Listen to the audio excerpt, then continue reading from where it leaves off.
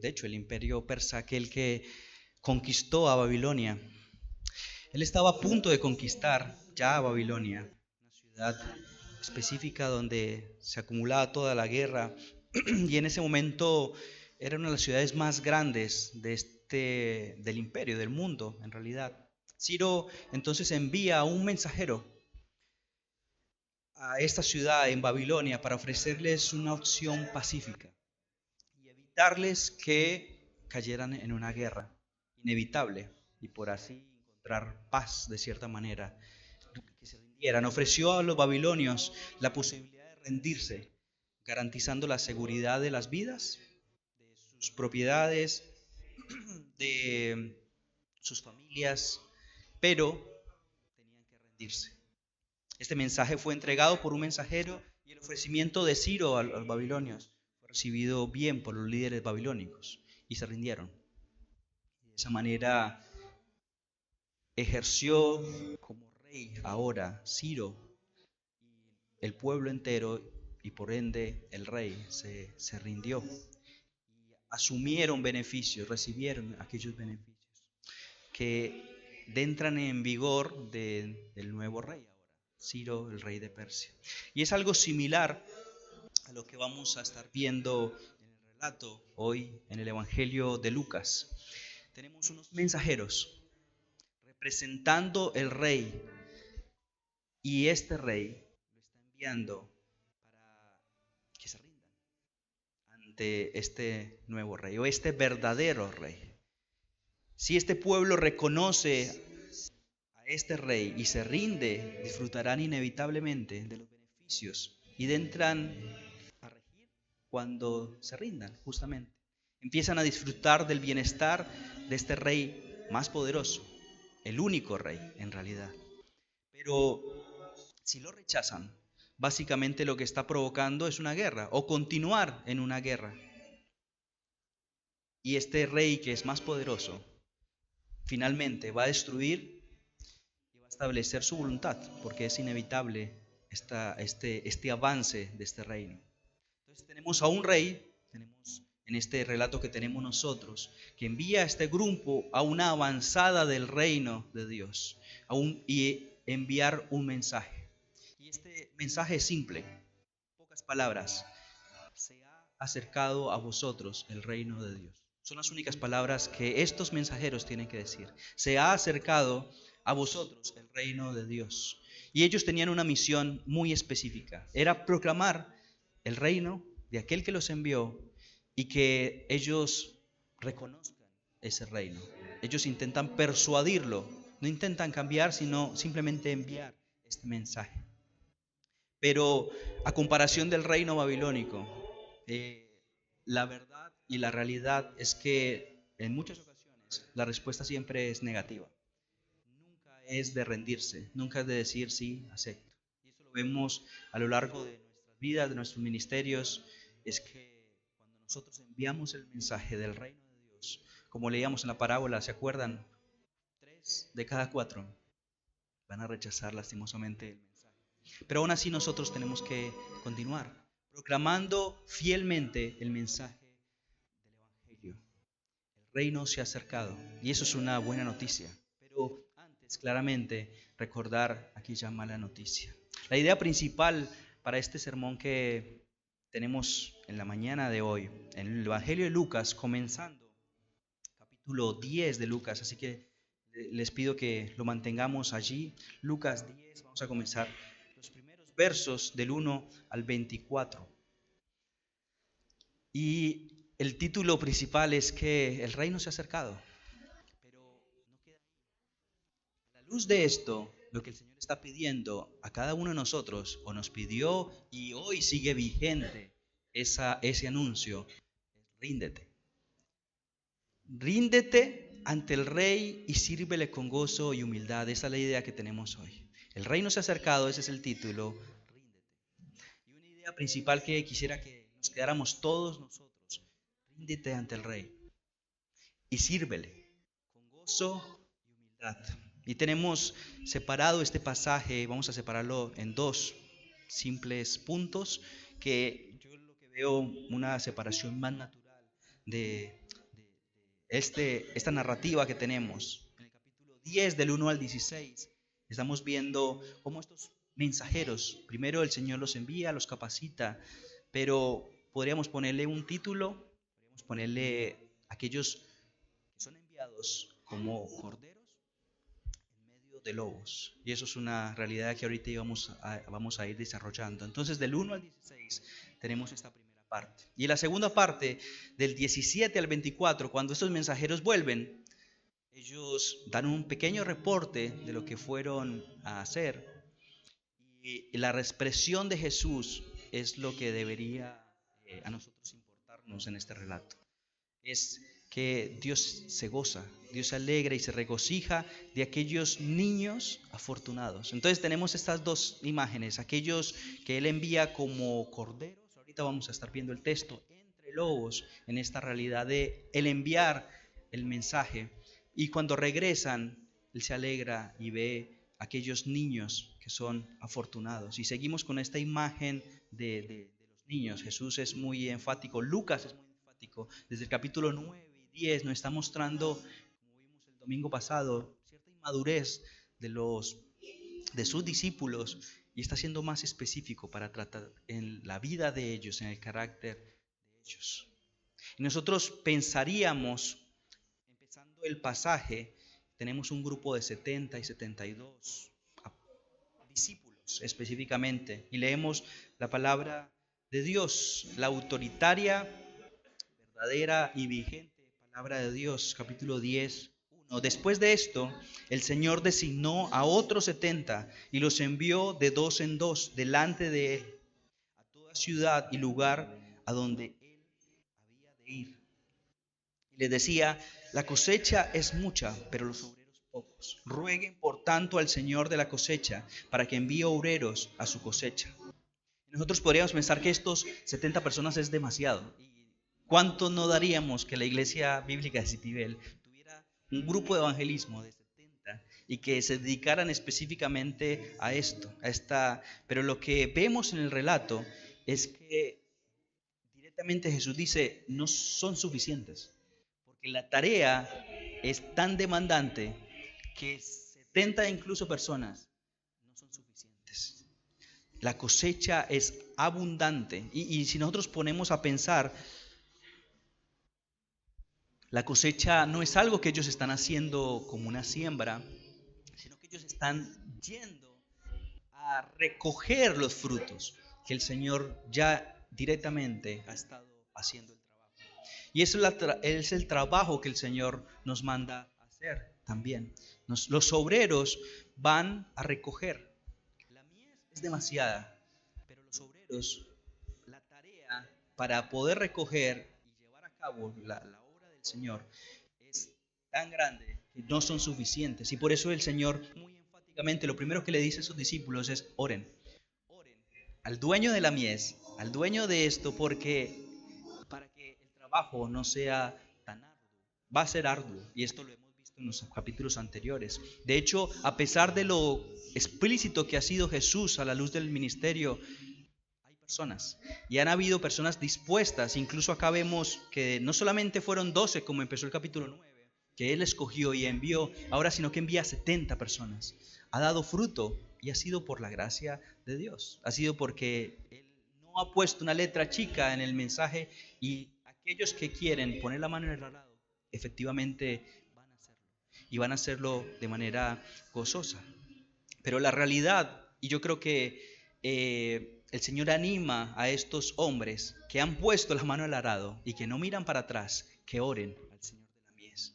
Porque hay más trabajo y menos trabajadores. Y esto es una práctica que es muy común, esto es una realidad que es muy común en cualquier otra iglesia.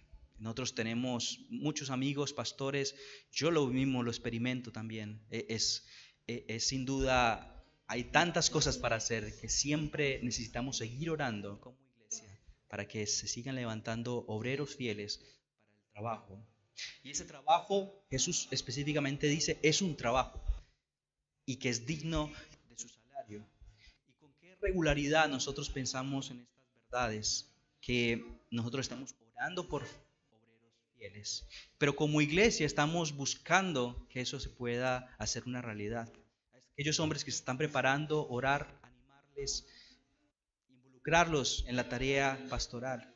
Como nosotros, como miembros de la iglesia bíblica de Citibel, estamos involucrados en la misión que el Señor nos da.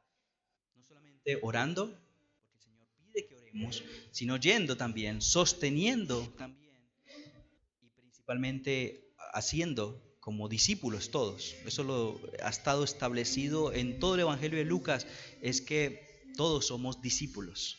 Algunos con tareas distintas, pero somos discípulos y tenemos que seguir a Jesús específicamente. Y lo que le pide a estos mensajeros es vayan, estos 70, 72, no sé las versiones que ustedes tengan, parece ser un error a la traducción en el español, pero no implica absolutamente nada, si eran 70 o 72. Y él le dice, vayan, recojan el fruto. Lo único que le está diciendo es, hagan algo que no está en sus poderes, o simplemente vayan y recojan aquello que yo estoy haciendo en este mundo. ¿Ustedes recuerdan Pablo? Yo no me acuerdo, ahorita me acordé de este pasaje, donde Dios le dice a Pablo en Corinto, un imperio, una ciudad totalmente pagana. Él dice, allí hay mucho pueblo mío, allí hay iglesia, allí hay redimidos. A pesar de que parezca que no, allí hay. Lo único que vos tenés que hacer es ir a recoger este fruto que el Señor está haciendo. Entonces hay mucha gente y la realidad es que estas personas se van a ver beneficiadas cuando yo anuncio el mensaje de paz. Cuando yo anuncio lo que el Señor está diciendo como obreros fieles nosotros, el reino se ha acercado. Entonces sométanse al rey, ríndanse ante este rey. Y no simplemente nos vamos a ir a gritar esas palabras, tienen un contenido claramente que es el Evangelio.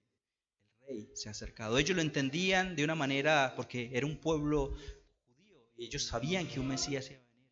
En nuestro contexto no es así. Pero hay personas en Citibel, alrededor del mundo, que necesitan y se están perdiendo y necesitan escuchar el mensaje. Lo único que nosotros tenemos que hacer fielmente, primeramente, es orar por más obreros. Segundo, hacer la tarea del ministerio y también poder discipular a aquellas personas que se han acercado y se seguirán acercando por la gracia de Dios a nuestra iglesia local. En el capítulo 3 continúa diciendo, vayan, miren que los envío como corderos en medio de lobos. No lleven bolsa, ni alforja, ni sandalias, y a nadie saluden por el camino. En cualquiera casa que entren, primero digan paz en esta casa. Verso 6. Y si allí hay un hijo de paz, la paz de ustedes reposará sobre él, porque si no, se volverá a ustedes. Deliberadamente el Señor, como si ustedes recordarán en el capítulo 9, al comenzar, exactamente lo mismo, les pide que no vayan con nada, simplemente dependan de Él. Deliberadamente le dice, no lleven una sandalia, dos sandalias, no lleven dos abrigos, sino que le está pidiendo, dependan. Están yendo desprovistos de cosas físicas, materiales, podríamos decir, para la obra, y Jesús les prohíbe que en el camino incluso se detengan a saludar. No está diciendo que sean que con una cara ahí que no tiene sentido, sino de no pasen tanto tiempo en cosas que el punto, lo que el Señor está diciendo es que primero dependan de Él y que se concentren en lo que tenían que hacer. Y eso es justamente lo que le está pidiendo a ellos. Si nosotros seguimos el texto en el 5 al 7, Él está diciendo que entren a aquellas casas y busquen a aquellos hijos de paz, aquellos que han querido escuchar. El hijo de paz, ustedes recordarán en la Biblia, o hijo de ira, hijo de... Se va a manifestar con mucha regularidad escuchar estas verdades, hijo de perdición. Lo que está señalando puntualmente es que aquellos que el Señor determina para esta reacción. Y aquí va a haber pueblo mucho del Señor. Y nosotros tenemos que buscar, es proclamar, y donde nos escuchen, allí quedarnos, allí invertir el tiempo específicamente. Y continúa el verso 7, dice, permanezcan entonces en esta casa, comiendo y bebiendo lo que le den, porque el obrero es digno de su salario. No pasen de casa en casa. Y así justamente lo que le está diciendo el Señor es, vayan desprovistos, no vayan con 2 camperas, no vayan con 2 zapatillas, vayan a lo que necesitan hacer y vuelven después de hacer ese trabajo. Yo los voy a sustentar, aquellas personas, y de una manera bien particular, yo los voy a sustentar con las personas que se ven beneficiadas de ese trabajo. Aquellos que ustedes van, coman allí. Si ellos se ven beneficiados de este mensaje al extender el reino, ellos mismos se van a encargar y coman lo que haya, coman justamente lo que les dé. Yo los voy a sustentar a ustedes. Lamentablemente tenemos experiencias en otras iglesias, en Latinoamérica en general, no solamente acá en Argentina o en el mundo en realidad, donde pastores abusan, apóstoles, evangelistas abusan de sus ovejas específicamente. Y ellos son los lobos en realidad. No dice los envío en lobos, ellos son los lobos que están yendo a trasquilar y se aprovechan por beneficio propio de la iglesia en general. Y privan de bienes, de dinero, incluso de la dignidad, porque venden todo para agradar a un grupo de líderes o por temor a perder o no la salvación. Pero es totalmente vergonzoso para el Evangelio eso que está sucediendo. Pero lo que le está diciendo es que es digno de salario, no es yo me merezco la vida y el final el que se enriquece es solamente el pastor y la iglesia sigue siendo pobre, miserable, justamente para poder buscar el agrado del hombre, o buscar la salvación y pagar de cierta manera por eso. Pero dice, cuando estén en una casa, coman lo que haya. Esto es totalmente contradictorio a lo que vemos actualmente con los profetas, aquellos que son autonombrados apóstoles evangelistas modernos. ¿Qué pasaría si nosotros agarramos 2 personas de estas y los mandamos a una villa de 2 en 2 a predicar el evangelio, a ver si comen lo que hay en ese lugar? Claramente ellos ahora cobran millonadas para ir a predicar un mensaje. Le exigen marcas de agua específicamente, exigen comida, vuelos, hoteles, aquellos apóstoles, aquellos enviados que están representando al rey, pero al final se están lucrando ellos. No es lo que la Biblia dice, no es lo que Jesús está diciendo. Cuando ustedes vayan y prediquen, no tiene que principalmente recibir un beneficio propio.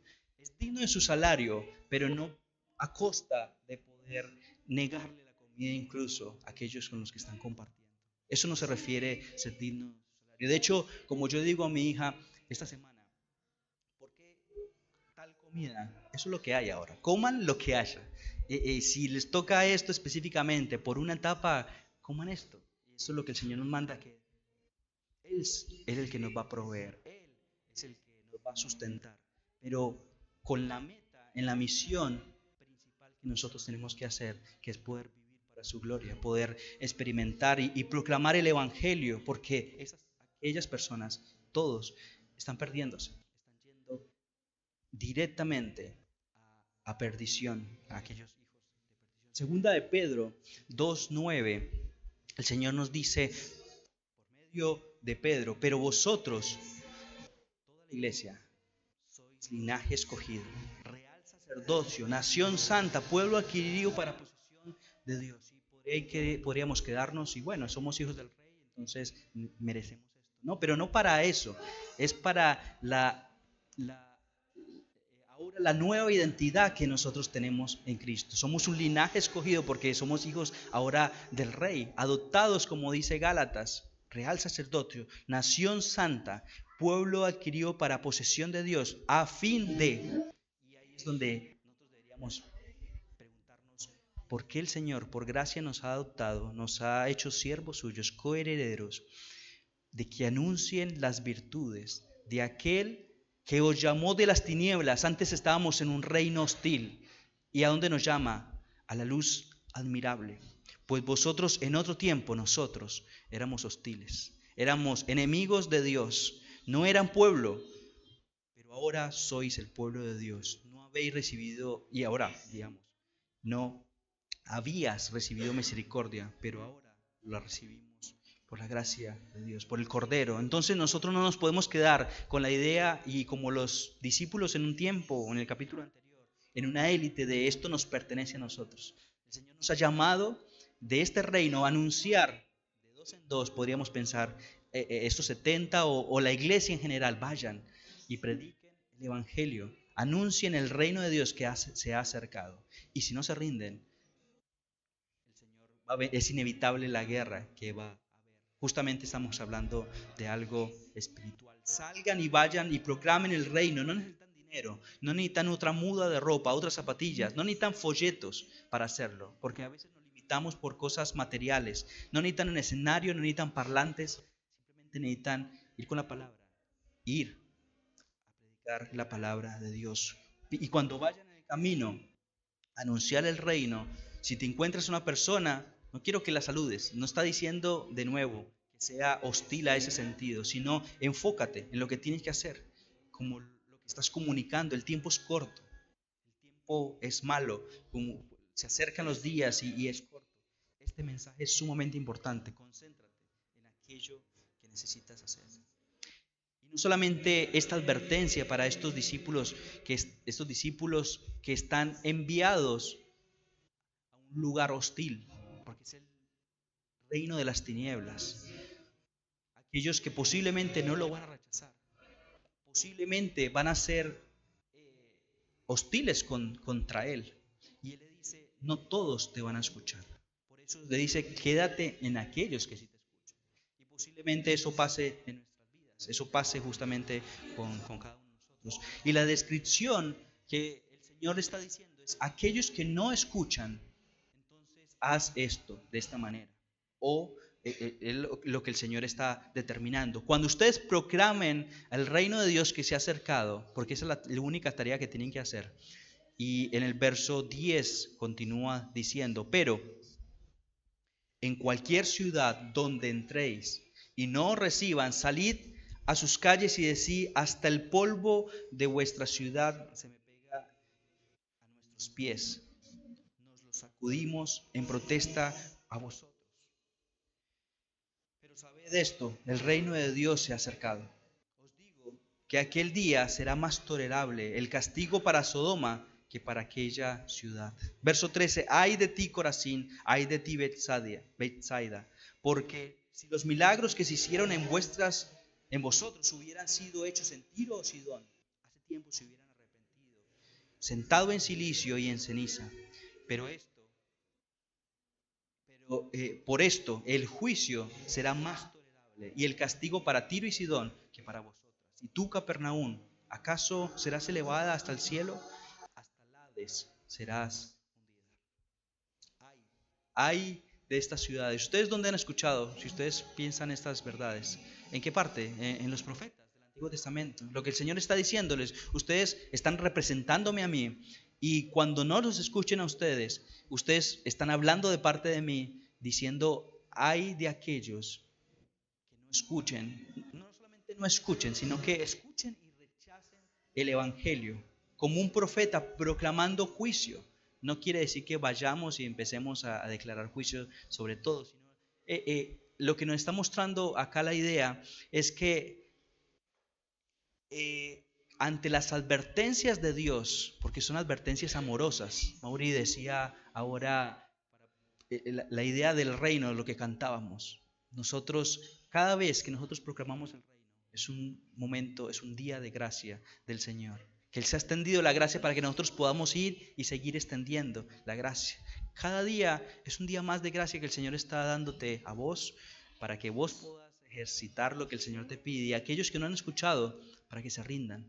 Y si estás escuchando ahora, para que sigas escuchando esta verdad y no la rechaces, sino que te rindas ante el Rey y justamente puedas vivir de una manera digna de como el Señor lo demanda.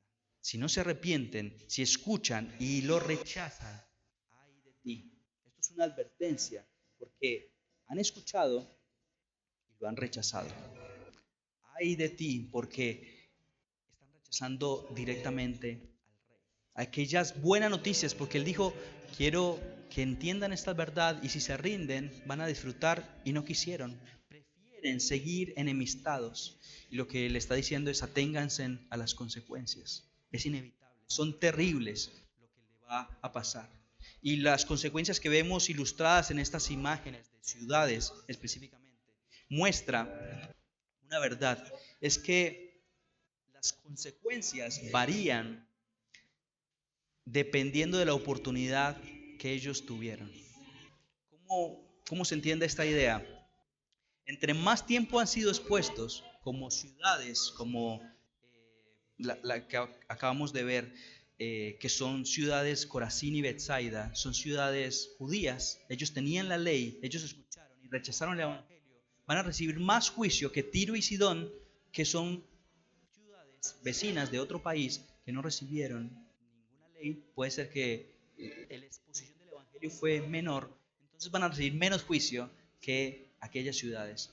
¿Cómo lo podemos bajar y aterrizar?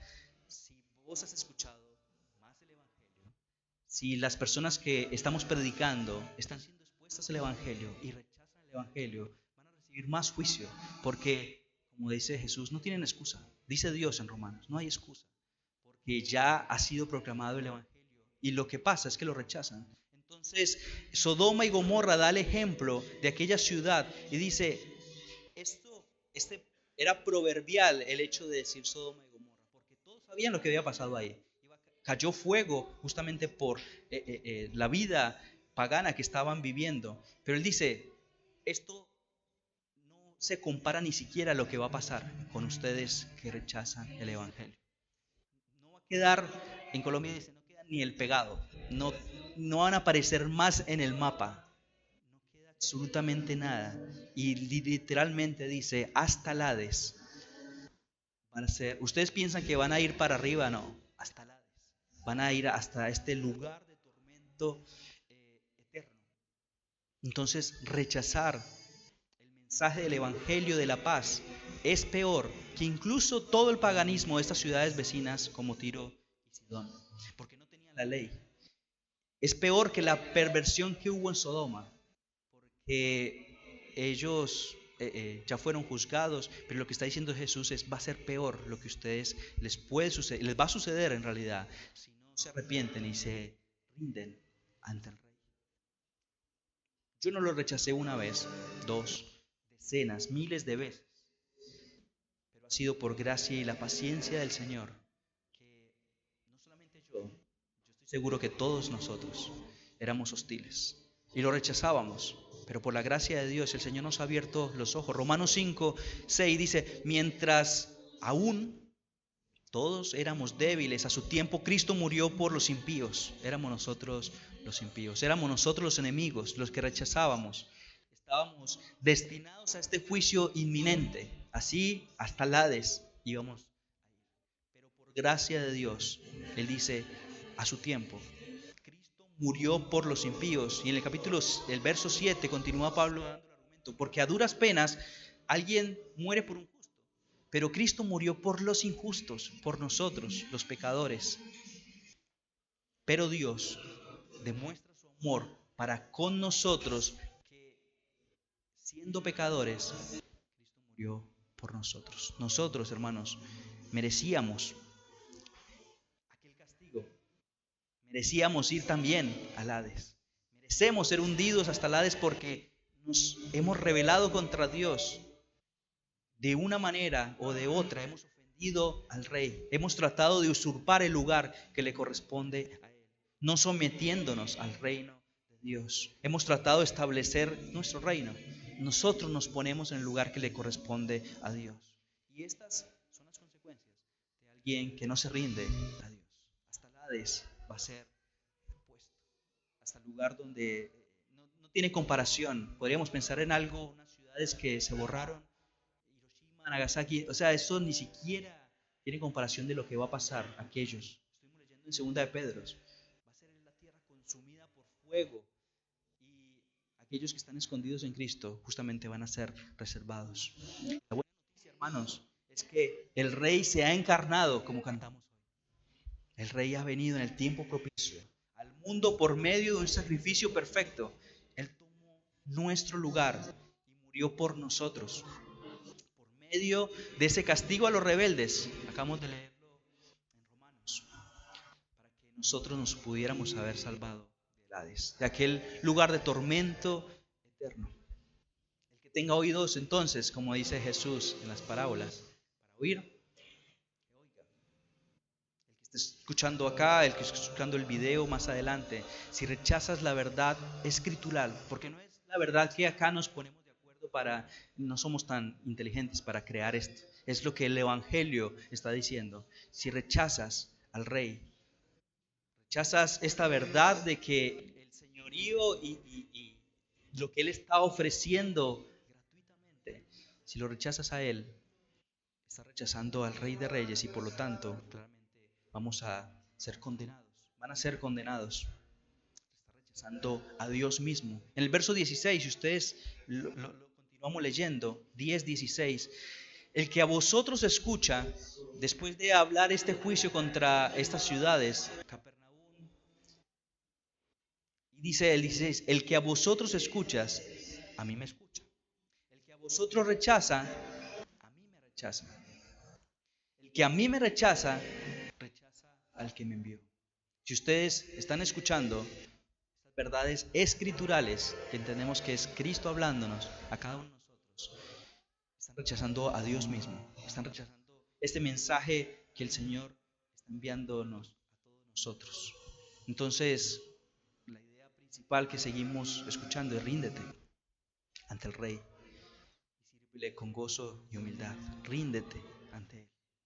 Tenemos a estos chicos, podríamos decir, aquellos corderos entre los lobos. Ellos fueron a hacer esta misión que el Señor los envió. Pero del verso 17 al 24, como una segunda parte, un segundo punto, podríamos decir que estamos viendo, vemos a estos niños afortunados y ya vamos a ver por qué los llama de esta manera. Primero los llama como corderos en medio de lobos, porque es el lugar de las tinieblas, es hostil a aquellos que van a pronunciar la luz. Y la luz, como cuando nosotros, dice el apóstol también, cuando nosotros ponemos la luz, vamos a recibir de las tinieblas siempre hostilidad. Pero del verso 17 al 24, es hermoso lo que vemos, la realidad de Jesús, como interpreta esta acción, este mandato, la obediencia de estos chicos que fueron. 70 entonces, el verso 17, regresaron con gozo, diciendo, Señor, hasta los demonios se nos sujetan en tu nombre. Y él les dijo, yo veía a Satanás caer del cielo como un rayo. Miren, les he dado autoridad para pisotear sobre serpientes y escorpiones y sobre todo el poder del enemigo y nada les hará daño. Sin embargo, no se regocijen en esto. Sin embargo, el 20, no se regocijen en esto, de que los espíritus se sometan, sino regocíjense en que sus nombres es escrito en los cielos. ¿Cómo les fue a estos corderitos en medio de los lobos? Posiblemente después de varios días de la labor que el Señor los mandó, posiblemente entre charlas, porque fueron 70, recordemos que me imagino que de golpe no le dijeron todo, 35, 36 parejas. Aquellos mensajeros, heraldos, se reúnen y dan un pequeño reporte. Y si nosotros miramos el común denominador, o sea, parece ser que se pusieron de acuerdo y todos dicen algo. ¿Qué es lo que vemos en el texto? ¿Cuál es su principal reporte? Hasta los demonios se sujetaron. Ahora, ¿esto está mal? Pensemos en el reporte que están dando. ¿Qué es lo más importante según lo que dijo Jesús? Pregunta, ¿a qué fue lo que le mandó Jesús? Específicamente en el primer mandato. ¿Está mal lo que están expresando? Yo creo que claramente no es que está mal, sino que el Señor corrige el motivo de lo que ellos están por ahí celebrando o enfatizando. De todo lo que hicieron, lo que todos se recuerdan al parecer, lo que vemos en el texto, ellos dicen, hasta los demonios se sujetaron y están gozosos por esto. El Señor dice, sí, yo les di autoridad para hacer eso, pero no es lo principal, no es lo que yo puntualmente les mandé a que hicieran, si bien lo pueden hacer, de hecho es un gozo que puedan hacerlo, pero no es lo principal. Yo quiero que piensen en esta verdad, le dice a los discípulos. Principalmente yo les mandé a que anunciaran el mensaje de salvación. Y eso es lo que debe predominar. Jesús corrige entonces el motivo del gozo o de la alegría, podríamos pensar. Y le recuerda dos cosas principalmente. Muchachos, si ustedes hicieron esto primero, es porque yo les di el poder para que lo hicieran. O sea, yo les di la autoridad y el poder para que de todo lo que ustedes hicieron ha sido por mí. De hecho, Él lo especifica y lo amplía esta realidad y que dice que no les va a picar nada. Y si les pasa algo, yo los voy a guardar, los voy a proteger. En medio de este lobos, en medio de como corderos, yo los voy a guardar para esto. Pero, primero, lo que ustedes hicieron ha sido por mí, porque yo se los di. Ustedes están representándome a mí. Está dando una clase a aquellos discípulos, pero también le está diciendo, tengan mucho cuidado en pensar que los dones son más importantes que el fin de los dones.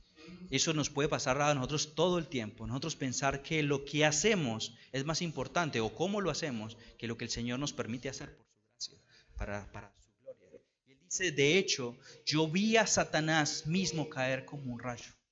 Y eso es un texto, yo les confieso, complicado y me llevó más tiempo de lo que pensaba, más difícil de lo que pensaba, porque hay muchas formas de poder interpretar esta idea. Yo les acompaño a que puedan verlo en el contexto de cómo estamos estudiando Lucas, porque por ahí si lo agarramos aislados podríamos determinar ciertas cosas.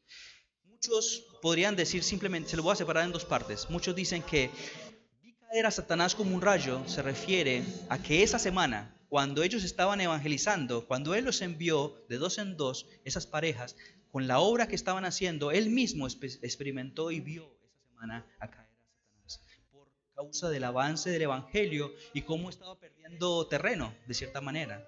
Y esto, de hecho, es una perspectiva que es correcta, no estoy diciendo que es errada, pero yo pienso a la luz del tono en cómo está diciendo Jesús las cosas, es que probablemente cuando dice, yo vi a Satanás mismo caer como un rayo, lo que está haciendo Jesús es corrigiendo una actitud en el corazón de estos discípulos que están, parece ser, llenándose de orgullo o vanagloriándose en el don y no en el fin del don. ¿Me entienden un poco la idea? Entonces, la intención de corregir, de advertirle la caída de Satanás. Ustedes recuerdan en Isaías cuando él mismo dice, básicamente la idea que yo veo a la luz de este texto es, yo vi a Satanás antes de que todo fuera creado, aquel lucero lleno por el orgullo, caer justamente por creérsela. Y la realidad es que hay muchos comentaristas que están aportando a esta verdad de cómo el Señor está leyendo el corazón de estos discípulos y diciéndole, lo que yo les mandé a hacer, primeramente yo los capacité, ustedes no tienen de qué gloriarse, de hecho tienen que cosechar, no tienen ni siquiera que, en este caso, sembrar, tienen que agarrar lo que yo ya he estado haciendo. Y aquellos corazones de estos soldados, podríamos decir inexpertos, la raíz del problema parece ser que estaba siendo el orgullo. Y eso es una línea muy fina que nosotros todos los días estamos luchando en la vida del ministerio o de nuestro orgullo, de diciendo muchas personas, esa iglesia la planté yo, o esa obra, esos son hijos espirituales míos. ¿Quién te conoce? ¿Quién te distingue? Dice Pablo. Nadie, es una obra del Señor. Posiblemente el Señor permita que nosotros veamos fruto y ha sido por causa del trabajo de la iglesia y posiblemente nuestro, pero el gozo no debe estar puesto en eso. Así justamente se llenó de orgullo Satanás y lo que está diciendo Jesús, yo vi a Satanás caer por causa de eso y por eso lo mete de esta manera. Es un texto raro, podríamos pensar, pero en el contexto yo estoy viendo que el Señor está dando una severa. La palabra sin embargo está diciendo esto es lo malo, sin embargo esto es lo bueno. ¿Y qué es lo que está diciendo el Señor? ¿Qué es lo bueno? Gócense de que la obra está avanzando, pero es porque el Señor le agradó que fuera así. No porque lo necesitaran ustedes, todos son flacos, todos son débiles, todos son niños que están pensando en qué lugar ponerse de privilegio. Y es de nuevo esa línea tan delgada de uno hacer la obra y decir, esto ha sido por mí, o decir, alegrarse justamente por el avance y que es por causa de nuestro trabajo, no, es por la gracia de Dios. Lucas más adelante dice, siervo inútil sos, solo hiciste lo que tenías que hacer. Y eso es lo que deberíamos nosotros pensar todos los días. Si nosotros hacemos algo, es porque lo teníamos que hacer. Simplemente el Señor nos dio la gracia para poder hacerlo. En ocasiones, Dios nos permite saber que algo dio fruto por una semilla que sembramos nosotros.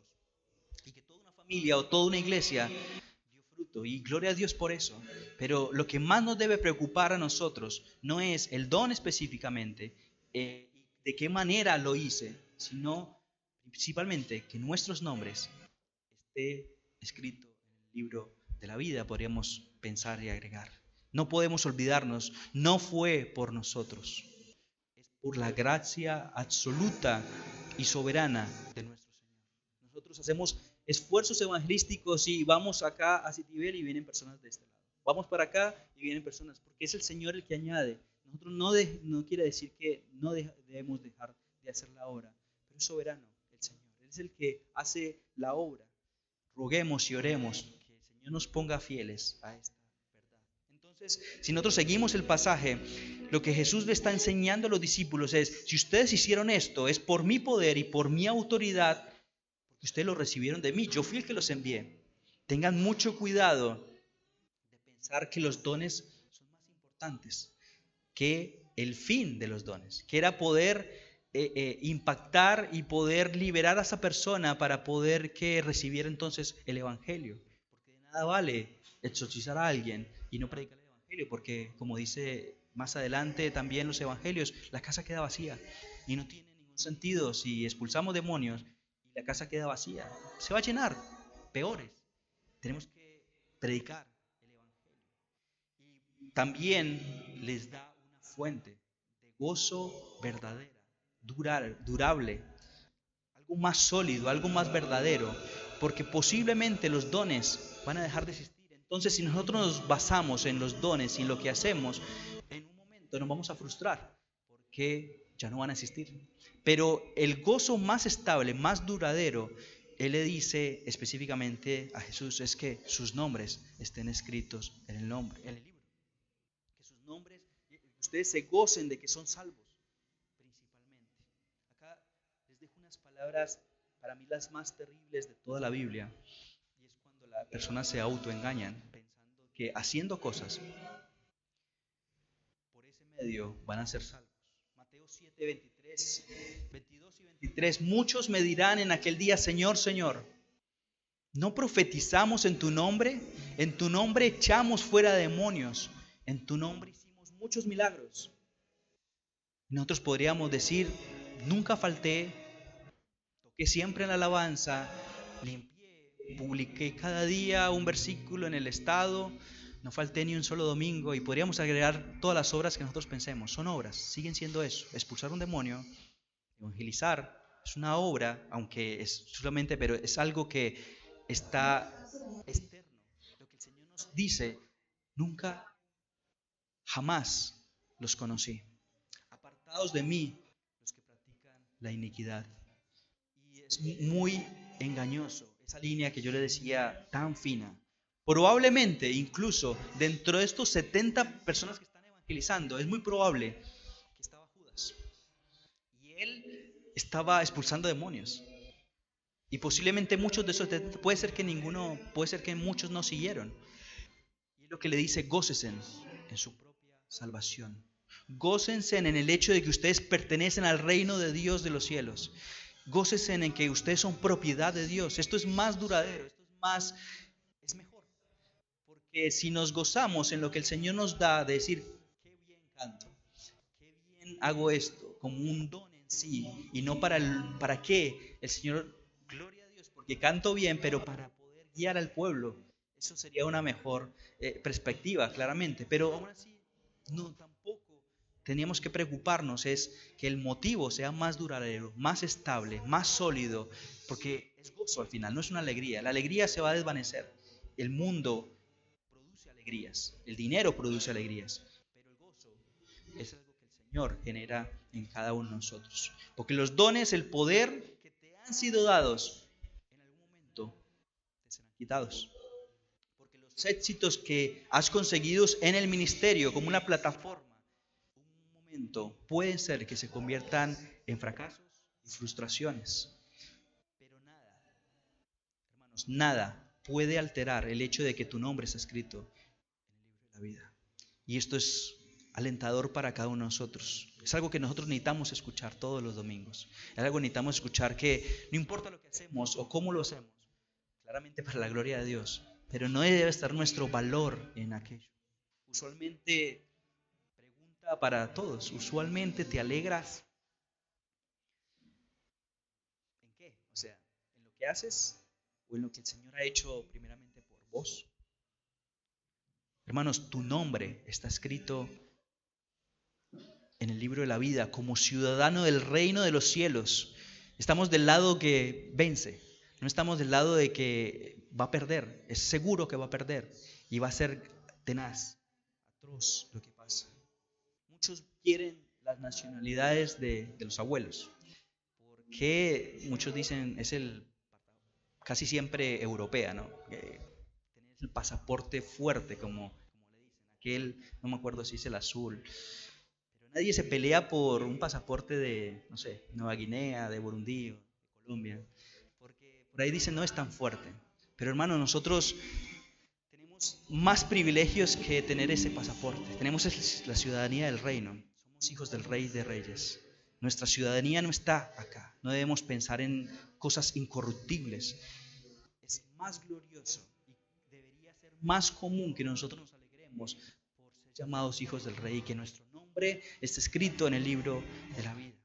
Aquel que nos ha llamado a servirle. Aquel que nos ha llamado justamente siervos del Altísimo.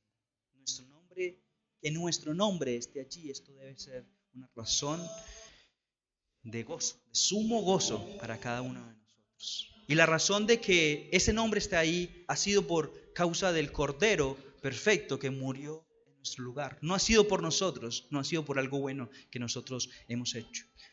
Ha sido por el sacrificio de nuestro Jesús. Que nosotros que éramos rebeldes, ahora tenemos un lugar en la mesa. Y Él nos acerque, a pesar de que no lo merecemos. Y esto nunca va a cambiar. Nunca va a cambiar. Necesitamos escuchar más esto, necesitamos recordarnos más esta verdad. El verso 21 al 24, quiero que lo leamos para terminar este fragmento, esta narrativa que tenemos acá, parte del sermón. Verso 21 dice, me metí en Lucas 11, Lucas 10, 21. En aquella misma hora, después de que envía a los 70, de lo que ellos vienen a entregar el reporte y Él les enseña cómo deberían responder, cómo debería ser su reacción en realidad. Él le dice, en aquella misma hora, Jesús se regocijó mucho en el Espíritu Santo y dijo, te alabo Padre, Señor del cielo y de la tierra, porque ocultaste las cosas a los sabios e inteligentes y las revelaste a niños. Sí, Padre, porque así fue de tu agrado. Todas las cosas que me han sido entregadas por mi Padre, y nadie sabe quién es el Hijo sino el Padre, ni quién es el Padre sino el Hijo, y aquel a quien el Hijo se lo revela. Y volviéndose hacia los discípulos, les dijo aparte, dichosos los ojos que ven lo que ustedes ven, porque les digo que muchos profetas y reyes desearon ver lo que ustedes ven y no lo vieron, y al oír lo que ustedes oyen y no lo oyeron. Me encanta este pasaje porque el Señor agrega como un último episodio, una última imagen. Ustedes han visto en las películas donde terminan las letras y aparece otro capítulo, bonus track, algo así. Es una imagen detrás de escena de lo que el Señor nos está mostrando acá, y es maravilloso la escena donde el Señor se muestra en la naturaleza encarnada como hombre. Lo vemos en otros episodios llorar, lo podemos reír, tener hambre, dolerse como 100% hombre que es, como Cristo encarnado. Pero acá lo vemos de una manera distinta. Creo que es único relato que aparece gozándose de tal manera, y de hecho el español se queda corto en las traducciones que aparecen. Hay una versión que dice lleno de gozo del Espíritu Santo, otra, el Señor se regocijó mucho en el Espíritu Santo. Y puede ser que está diciendo regocijó mucho, parece una redundancia, pero es para expresar lo que literalmente en el hebreo dice, se explotó de regocijo. ¿Y por qué piensan ustedes qué es lo que le pone una sonrisa, y no solamente una sonrisa, sino gozo a Jesús? Y que Dios mismo impulsará eso porque dice que el Espíritu Santo lo lleva a que se regocije. En el Espíritu dice. ¿Qué le hincha, dirían, el corazón a Jesús? ¿Por qué está así? Es la pregunta que le podemos hacer al texto. Este varón de dolores, experimentado en quebrantos, se deleita y se goza en algo simple. En la voluntad de Dios que le plació. Sí, Padre, porque así te agradó. Porque así te agradó que el resultado de la misión fuera positivo, pero no solamente en sí el resultado, sino que el Señor quiso usar lo que quiso usar. A unos niños, y justamente lo que dice, totalmente afortunados. Y el Señor, nosotros, se complace y se lleva toda la gloria, porque claramente aquellos que dicen yo lo merezco, no van a dar la gloria a Dios, sino aquellos que somos desvalidos, flacos, débiles, los gangosos como Moisés. Y así podríamos ver cada uno de los episodios donde el Señor le plació hacer lo que quiso. Me gozo, Jesús está diciendo, hay tanta felicidad en este momento porque Dios llevó a cabo su misión por medio de sus discípulos que son como niños. Son como claramente inmaduros, llevados, pero aún así el Señor quiso que fuera así. Se lo ocultó a los sabios y se lo entregó a niños, como vos, como yo, como cada uno de nosotros. El Hijo del Dios viviente se goza en Dios mismo porque fue el Espíritu Santo que le provocó esta explosión de alegría. ¿Y esto no les parece una nueva motivación para nosotros seguir el avance del Evangelio? No solamente de decir, el Señor me envía, sino que al Señor le agrada que vos y yo, primeramente porque nos lo reveló, entonces quiere decir que nos envió. Si ya estos escogidos, si entendés, el Señor entonces nos está enviando a hacer la obra.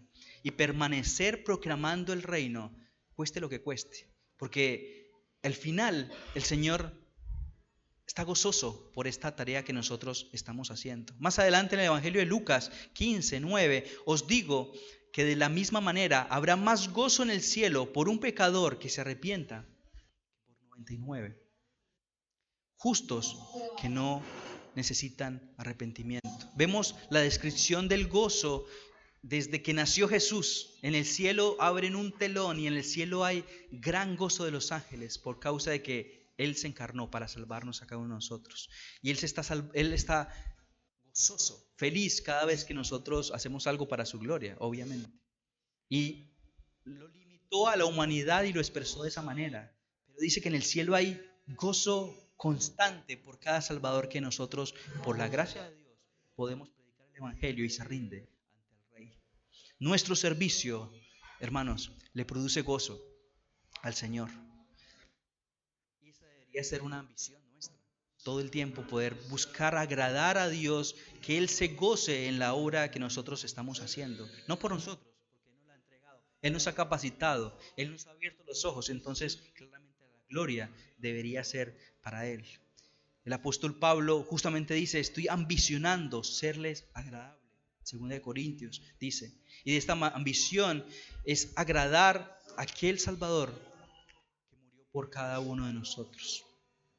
El Rey se está regocijando en lo que tú y yo estamos haciendo en la obra del ministerio. Y si no lo estás haciendo, entonces ambicionalo, busca agradar a Dios, primero por obediencia y también por el gozo que el Señor le causa justamente que nosotros, aunque seamos imperfectos, aunque seamos cortos en la tarea,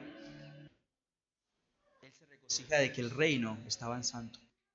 Y dice, dichosos aquellos ojos que lo ven.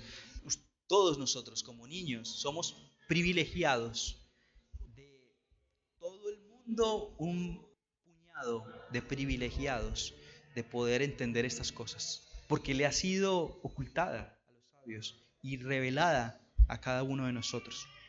No solamente aquellos 70 que le está diciendo, dice más adelante que los separó. La cosa es que justamente en esa elección está diciendo, ustedes son privilegiados. Y se lo está escuchando, somos sumamente privilegiados. Porque muchos desearon en el Antiguo Testamento ver lo que está pasando, que el Mesías ha llegado, que el rey se acercó y no lo pudieron ver. Lo van a ver más adelante y van a ser gobernados claramente por el Rey de Reyes. Pero lo que se nos ha revelado a nosotros, tenemos el gran privilegio de nosotros no quedarnos con esta verdad. Nuestros nombres, hermanos, están escritos en el libro de la vida y eso debe ser gozo para nosotros. Pero también debe ser gozo que nosotros busquemos agradar a nuestro Dios. Él nos escoge, Él nos envía, sabiendo nuestras limitaciones, y aún así Él decide usarnos para su gloria. Que proclamemos este mensaje. El reino se ha acercado. Por lo tanto, si estás escuchando y no estás en Cristo, ríndete ante el Rey. Y si estás en Cristo, también ríndete ante el Rey y sírvele con gozo y humildad, que no debe primar nuestras motivaciones egoístas, pecaminosas, sino que todo sea realmente para su gloria. Oramos, hermanos.